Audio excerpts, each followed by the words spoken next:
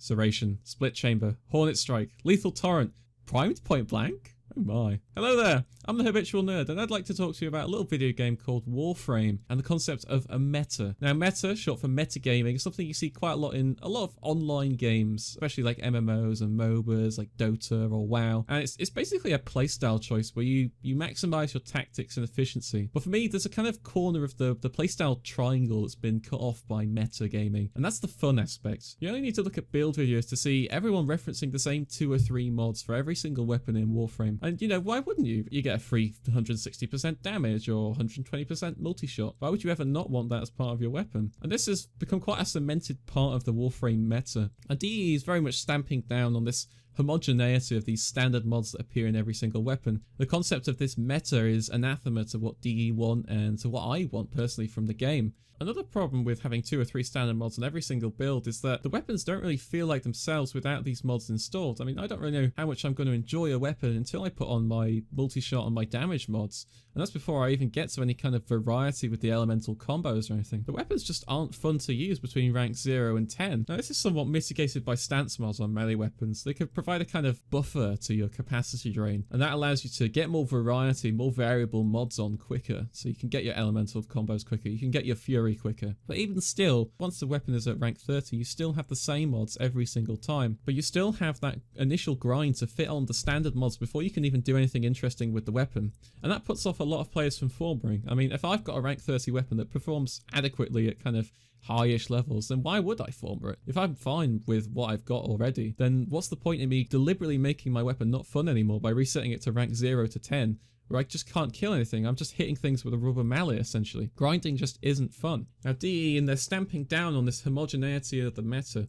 They're proposing new systems to get rid of these kind of standard builds across every weapon. One of the things they're thinking of doing is getting rid of multi-shot, or at least making it consume more ammo when you do an extra bullet. But I think the problem lies further in than just multi-shot or just damage. Even where you have the variability within the elemental combos, you still have the same build for every single faction. I mean, every Grenadier mission you run, it should be radiation viral. Every corpus is magnetic toxin. Infested is, your blast or your heat, or corrosive for the ancients. Void is corrosive blast. It's very homogeneous, it's very standard. And even within this supposed customizability of the mods, you still have this generic schema for every single weapon that you pump out. And so in this way, the mods don't really act as modifications for the weapons. They're more like amplifiers. You should probably call them amps, because they don't change how a weapon functions.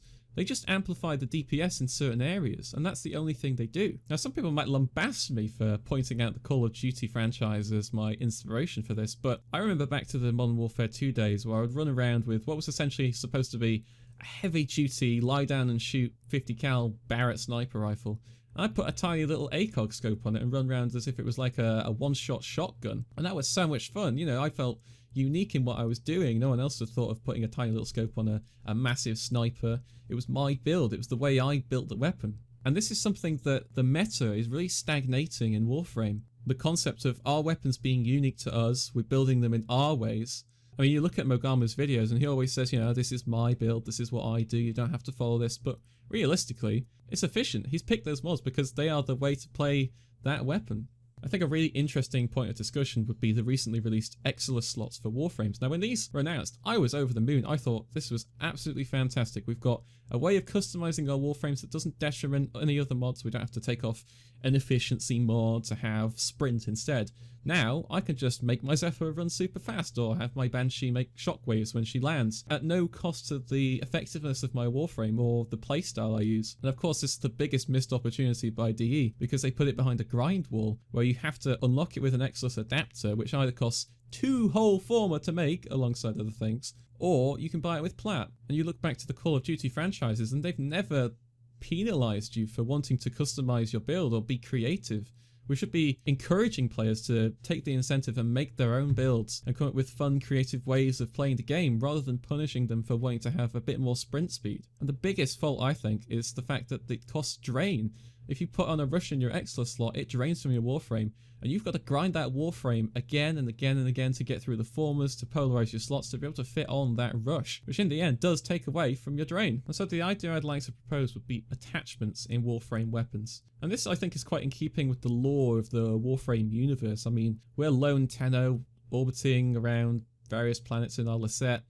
And we have our own unique weapons. You know, these are our own builds that we've come up with for fun. Now we can truly take inspiration from build guides, but not have to follow them to the letter in order to be efficient. We should have it so every single weapon can be customized in a way that's fun and effective. And so the way I see it, every weapon should have 3, say, attachment slots. One unlocked at rank 5, one unlocked at rank 15, and one at 25. And these will allow for customizability within the weapons.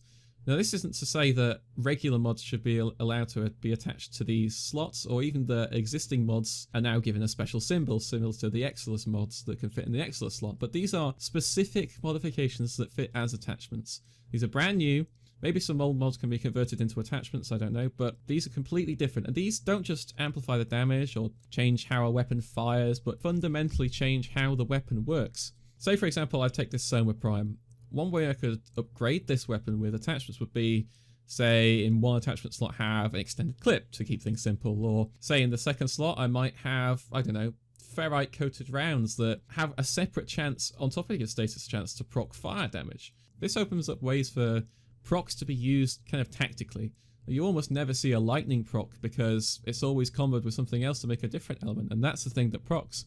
Whereas if you have a separate chance to cause a lightning proc, you've got a separate chance for a chain stun, or in the fire case, you've got a separate chance for panic to ensue in your enemies. And that just allows for a bit of customizability. You're not limited in your procs to your elemental combos, but you can have different procs coming out just by an attachment that you've chosen. In your third slot, you might have, I don't know, bile sacs attached to your weapon. Every bullet then has a chance to cause infested mites to erupt from your enemy and confuse nearby enemies. I don't know, things like that that change fundamentally how a weapon works.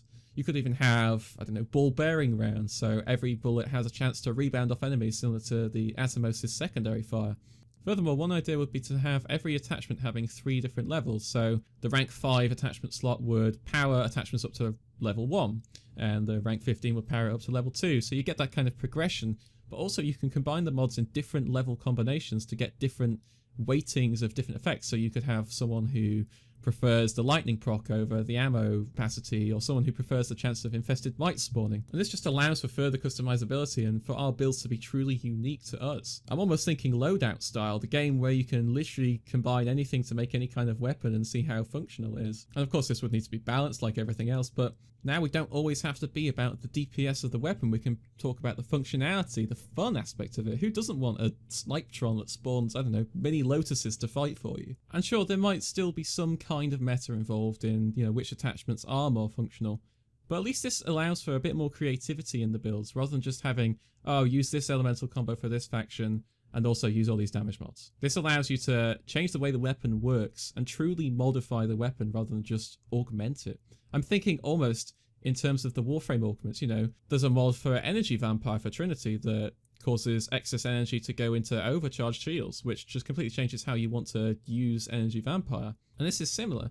It changes the way the weapon works. And also it's dynamic. You can swap out these attachments whenever you like and instantly change how the weapon functions until you find something that suits your playstyle. Now you might disagree with me on this, but I think looking back at the Exilus adapter, the biggest mistake was that it drained capacity on your Warframe. I think in my opinion certainly that we should absolutely not have these attachments be a detriment to your weapon, insofar as they should not drain capacity from your weapon. You shouldn't be punished for putting attachments onto your weapon to customize it. We should be, as I said before, incentivizing creativity, not stifling it. When I reach rank 5 or 15 or 25, I should be able to put an attachment on and not have it impact any other mods that I want to put on the weapon. And these shouldn't be things that you have to unlock or pay for. These should be inherent parts of the weapon. And if you have to put some kind of access to it, make it so the blueprints for the attachments are in the market and you can craft them from there and put them on any weapon. I think this is the future for Warframe, coming up with fun builds that you can enjoy without detrimenting how your weapon functions. We already have that in certain regards. I mean, you look at Thunderbolt for bows, the mod that causes explosions on impact. That's a kind of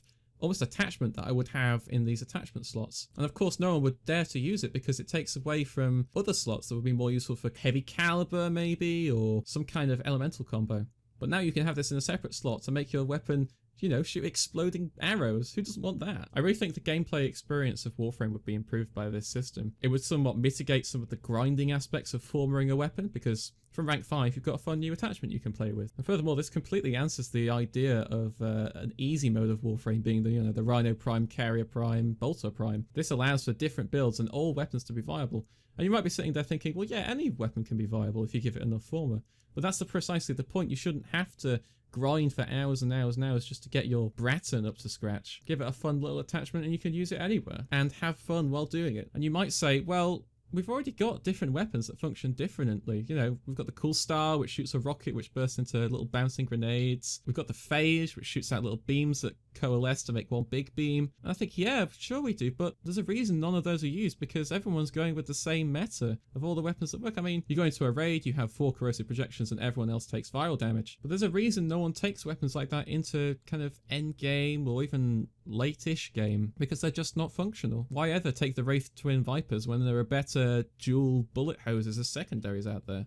Well, now we can have more variability with these attachments so that certain niche weapons can be found to be useful even in late game scenarios. So instead of hypothesizing about how we get rid of these standard mods and what will we do to appease the players who have put loads of cores into their serration and their split chamber, we should think about more the underlying problems as to why people are doing what they're doing. And it's simply because there's not enough creativity available. There's not enough incentive to be creative with the builds. And these attachments will hopefully help mitigate that. Thanks for watching.